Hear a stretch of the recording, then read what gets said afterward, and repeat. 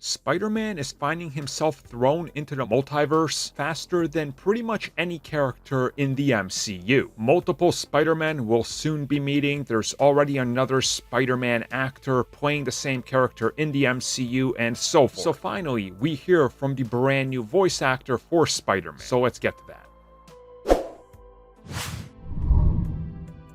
Remember when insiders were like, hey, Tom Holland isn't going to voice Spider-Man. This means it's not the same character. Everybody was upset. And then they're like, it's actually going to be Josh Keaton. And everybody was like, oh, we're so happy because Keaton is back. And then we found out it wasn't him. So it's like, well, back to being angry. But hey, he mentions Uncle Ben, so we got to be happy. So it's one of those typicals. We got to go back and forth on the emotion roller coaster. It's part of the thing now. Like, that's just how fans do it. It's cool. It's just become normal. It's almost like we each have a different voice in our head. There's a little bit of Eddie Brock in all of us, Peter. Oh, that can be taken really wrong. Anyways, let's talk about the new Spider-Man. Thanks to the Direct, they talked with the new Spider-Man. We got a little bit more details now. So they got to talk with the actor Hudson Thames.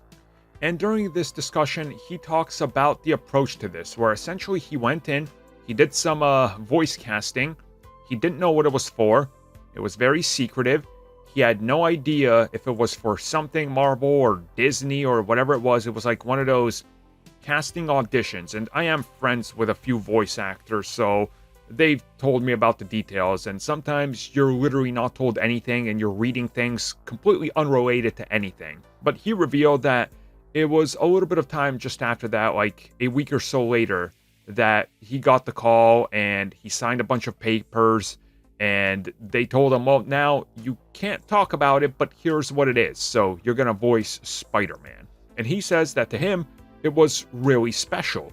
It was really cool to do that. It was cool to be in this position, to be in the MCU and have a different voice to Spider-Man. Now, of course, he is kind of doing a Tom Holland-ish type of voice. Like, it's very hard to tell that it's not Tom Holland, and I think that's, credit to him as a voice actor for being able to pull that off. And he did say that it felt like a big honor to be able to mention Uncle Ben and kind of bring that into it, and that this thing to him was a big deal and something that's really special and really cool.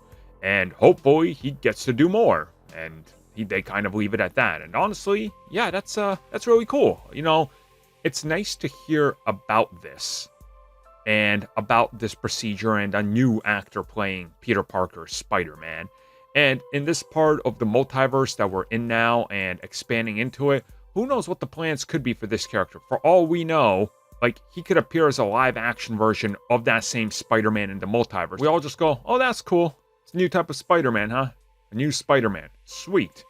I mean, it could happen, right? Like, not out of the question. I'm excited by it, honestly. I'm excited by more Spider-Man in general. I thought he did a great job. I honestly did not realize it wasn't Tom Holland up until, like, I looked at the credits. I was like, oh, it's really not Tom Holland, huh? Like, he does a great job.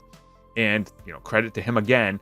And in my opinion, it's kind of nice that they were able to find some sort of, in-between for not being able to use Tom Holland, because that's a Sony deal, and that's kind of a barrier that they couldn't cross at the time. And having found someone that does it good enough, but also brings a little bit of their own personality into it. So hopefully we get more of this version of Spider-Man expanded upon in the multiverse.